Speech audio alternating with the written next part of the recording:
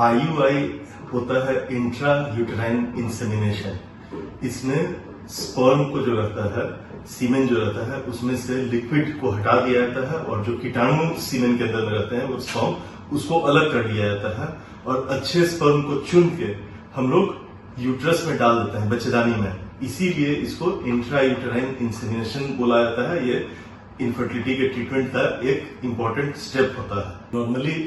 Infertility के treatment में जब हम लोग स्टार्ट करते हैं ट्रीटमेंट, तब दवा वगैरह देते हैं और जांच होती है और दवा चलती है। जब 6 महीना साल भर दवा चल जाता है और बच्चा नहीं ठहरता है, उसके बाद IUI के लिए हम लोग एडवाइस करते हैं। तो ये प्राइमरी ट्रीटमेंट नहीं है, लेकिन कभी कभी अगर जैसे पति पत्नी को साथ रहने में ही किसी तरह का बहुत मुश्किल हो, इस तरह के कंडीशन में शुरू में ही IUI किया जाता है। IUI करने से जो प्रेगनेंसी होने की संभावना रहती है वो लगभग 5 गुना से 10 गुना बढ़ जाती है। तो IUI के एक साइकिल में ट्रीटमेंट से प्रेगनेंसी ठहरने का चांस लगभग 10% के आसपास रहता है, जो कि अलग अलग मरीजों में जिस कारण से किया जा रहा है वो बदलते रहता है। IUI करने के बहुत सारे रीजंस हो सकते हैं, बहुत सारे कारण के चलते IUI किया जाता है, जिसमें एक होता है अगर पति पत्नी साथ नहीं रह पा रहे हो या पति बाहर रहता हो और साथ रह ही नहीं पाता हो, तो उसमें हम लोग सीमेन को फ्रीज करके अपने पास रख सकते हैं और जिस समय महीने में औरत का जो टाइम आता है IUI करने का, उसमें हम लोग फिर उसको IUI करते हैं।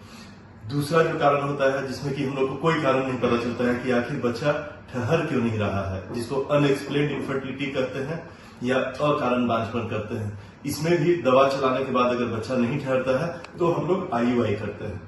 फिर जैसे किसी को अगर अंडा बनने में दिक्कत हो रहा हो, बहुत मुश्किल से उसका एग्स डेवलप करता हो, जैसे PCOD का केस है, या जिस औरत को हार्मोन्स की कमी होती है और हार्मोन्स देके इंजेक्शन दिया जाता है, इस तरह के भी लोगों में जब दवा देते हैं हम लोग अंडा बनने के लिए और अंडे बन जाते हैं, तो उसका समुचित उपयोग हो पाए अंडा का, इसके लिए हम लोग IUI करते हैं ताकि चांस बढ़ जाए प्रेगनेंसी का। इसके अलावा पुरुष प्रधान बांझपन जो होता है, मेल फैक्टर, मेल इनफर्टिलिटी, जिसमें कि सीमेन का काउंट जो रहता है वो अगर जरूरत जितना चाहिए उससे कम हो, तब उसमें भी IUI किया जाता है। इसलिए कि IUI करने में जो सीमेन हम लोग वॉश करते हैं तो स्पर्म उससे गाढ़ा हो जाता है। लेकिन ये इलाज हर मेल इनफर्टिलिटी में नहीं हम लोग कर सकते हैं, केवल माइल्ड से मॉडरेट डिग्री, मतलब अगर बहुत ज्यादा खराबी हो तब IUI करना उसमें संभव नहीं रहता है। उसमें हम लोग वेट करते हैं दवा देके और जब ठीक हो जाता है सीमेन तब हम लोग IUI करते हैं। IUI करने के पहले हम लोग को ये देख लेना रहता है कि औरत के ट्यूब्स खुले हुए हैं कि नहीं, उनको कोई दूसरी हार्मोनल प्रॉब्लम तो नहीं है, हस्बैंड का सीमेन IUI करने लायक है कि नहीं। यह सब अगर रहता है तो हम लोग जो शुरू करते हैं तो वाइफ को हम लोग दवा देते हैं पीरियड शुरू होने के, मासिक शुरू होने के दूसरे दिन से 6ठे दिन तक, और जरूरत हो तो इंजेक्शन भी दिया जाता है 3रे दिन से 9वें दिन तक या 7वें दिन से 9वें दिन तक। ये सब दवाएं जो शुरू में दिया जाता है इसको ओवुलेशन इंडक्शन या ओवेरियन स्टिमुलेशन बोलते हैं। इससे अंडों की संख्या बढ़ाई जाती है, जितने ज्यादा एग्स रहेंगे उतना ज्यादा प्रेगनेंसी का चांसेस रहेगा। लेकिन बहुत ज्यादा एग्स रहने पे, बन जाने पे इस चीज का भी डर रहता है कि कहीं एक बार में 3 या 4 बच्चा नहीं ठहर जाए। तो हम लोग का एम रहता है 2 से 3 फॉलिकल बनना IUI में, लेकिन एक फॉलिकल पे भी IUI हम लोग करते हैं और 4-5 फॉलिकल से ज्यादा होता है तो IUI हम लोग कैंसिल करने के बारे में सोचते हैं। तो ये सब दवाएं जो दी जाती हैं, ये दवा देके हम लोग पेशेंट को 10वें दिन बुलाते हैं देखने के लिए अल्ट्रासाउंड के द्वारा, फॉलिकुलर मॉनिटरिंग करते हैं और जब एग का साइज 18 मिलीमीटर 18 मिलीमीटर से ज्यादा हो जाए और बच्चेदानी का लाइनिंग 7 मिलीमीटर या 8 मिलीमीटर से ज्यादा हो जाए, तब इसका मतलब कि अब आप IUI के लिए तैयार हैं। जब यूट्रस और ओवरीज के फॉलिकल्स जो रहते हैं वो अगर हम लोग को अल्ट्रासाउंड में तैयार दिखते हैं, तब हम लोग अंडा को फूटने के लिए एक इंजेक्शन देते हैं, HCG उसको बोलते हैं। 5000 यूनिट या 10,000 यूनिट की सुई वो हम लोग शाम में दिलवाते हैं और उसके 36 घंटे के बाद, मतलब अगर आज एग्स रेडी है, आज हम लोगों ने सुई दिया, तो परसों सुबह फिर हम लोग पेशेंट्स को बुलाते हैं। इस 2 दिनों के दौरान में, जिस दिन इंजेक्शन एक रप्चर करने का, एक फूटने का जो इंजेक्शन दिया जाता है और 2 दिन के बाद जब बुलाया जाता है, इन 2 दिनों में हस्बैंड वाइफ को साथ में रहने से परहेज करना है, ताकि सीमेन जो हम लोग को मिले 2 दिन के बाद IUI करने के दिन वो कम नहीं रहे।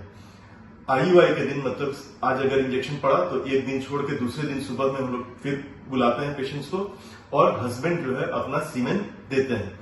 वो सीमेन वो घर से भी लाके दे सकते हैं, लेकिन सीमेन यहाँ पे आधे घंटे में आ जाना चाहिए, या सीमेन हॉस्पिटल में भी आप कलेक्ट कर सकते हैं रूम में जाकर, और वाइफ के साथ भी रख के दे सकते हैं या अकेले भी आप सीमेन दे सकते हैं। सीमेन देने के बाद उसको हम लोग लैब में पहले चेक करते हैं कि सीमेन ठीक है कि नहीं। कभी कभी सीमेन का काउंट बहुत कम रहता है तो IUI कैंसिल भी करना पड़ता है। अगर सीमेन ठीक रहता है तो उसको हम लोग सीमेन वॉश करते हैं, जो कि एक मशीन के द्वारा किया जाता है। सीमेन वॉश में हम लोग सीमेन के साथ एक कल्चर मीडिया मिला के उसको काफी तेजी से घुमाते हैं, जिससे कि उसका सीमेन का पानी अलग हो जाता है और स्पर्म अलग हो जाता है। फिर उसके बाद पानी हटा के हम लोग उसके ऊपर मीडिया डालते हैं, जिससे कि स्पर्म्स को न्यूट्रिशन मिले, और आधा घंटा 45 मिनट छोड़ देते हैं। और उसके बाद उसमें से अच्छे जो स्पर्म्स रहते हैं, गतिशील रहते हैं, वे उस पानी में ऊपर आ जाते हैं, तो उसको स्विम अप बोलते हैं। स्विम अप टेक्निक के द्वारा नॉर्मली हम लोग सीमेन वॉश करते हैं, और इस सीमेन को जो स्विम करके ऊपर आया है, अच्छा स्पर्म है, उसको फिर हम लोग अलग करके यूज करते हैं IUI करने के लिए। IUI लैब में जब सीमेन आता है, ये सीमेन कंटेनर है जिसमें कि सीमेन पेशेंट को कलेक्ट करके देना रहता है, और आधे घंटे के बाद हम लोग वो जो जांच करते हैं और सीमेन वॉश कर लेते हैं, तो इस तरह का मीडिया रहता है जिसमें कि स्पर्म को हम लोग स्विम अप कराते हैं, और नीचे से जो अच्छे स्पर्म्स रहते हैं वे स्विम करके ऊपर आ जाते हैं, और ऊपर आए हुए में से केवल हम लोग आधा ml, बस इतना एक आधा ml हम लोग सीमेन ऊपर वाले पोर्शन से निकालते हैं, जिसमें कि सबसे अच्छे स्पर्म्स रहते हैं, और इसी को हम लोग यूट्रस के अंदर में नीचे से सर्विक्स के रास्ते से नीचे से हम लोग बच्चेदानी में डाल के इसको पुश कर देते हैं, जो आधा ml निकाले। यही IUI की प्रक्रिया होती है। IUI करने के बाद आधा घंटा वहीं पे आपको लेट के आराम करना है,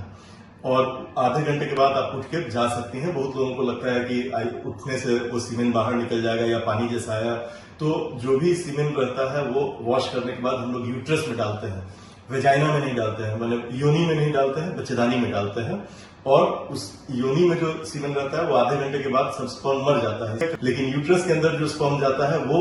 24 घंटा से 48 घंटा या उससे भी ज्यादा देर तक जिंदा रहता है। तो इसके लिए आपको डरने की जरूरत नहीं है। 20 मिनट से आधा घंटा ही आराम करना रहता है IUI के बाद से। उसके बाद आप कोई भी सफर कर सकते हैं, पति पत्नी साथ रह सकते हैं, किसी भी तरीके के काम कर सकते हैं। रेस्ट करने की जरूरत IUI करने के बाद नहीं है। अगर हस्बैंड बाहर रहने वाले हो और उनका सीमेन हम लोग हस्बैंड का इस तरह के केस में, जिसमें कि हस्बैंड बार बार IUI के लिए नहीं आ सकते हो और छुट्टी नहीं हो, या जिस दिन सीमेन देना हो उस दिन किसी डर के चलते या एंजाइटी के चलते सीमेन नहीं दे पाते हो, तो इसमें हम लोग पहले से भी सीमेन को लेकर हस्बैंड के फ्रीज करके अपने पास रख सकते हैं। नॉर्मली हम लोग 1 साल तक सीमेन को फ्रीज करके अपने पास रखते हैं, लेकिन अगर आप चाहें तो उसको हम लोग ज्यादा अवधि तक भी सीमेन को जमा करके रख सकते हैं। सीमेन फ्रीज किया हुआ अगर रहेगा तो अगले महीना हस्बैंड अगर नहीं भी रहे तो वाइफ जब IUI के लिए आएंगी, उनके एग्स मैच्योर हो जाएंगे, HCG पड़ेगा, उसके बाद हम लोग फ्रोजन सीमेन जो रहता है उसको निकाल के हस्बैंड का, और उसको फिर वापस उसको गर्म करते हैं और देख लेते हैं अच्छा स्पर्म अगर चलने वाले हैं गतिशील, तो हम लोग वॉश करके उससे भी IUI कर सकते हैं। तो सीमेन फ्रीजिंग का हम लोग सहारा भी ले सकते हैं।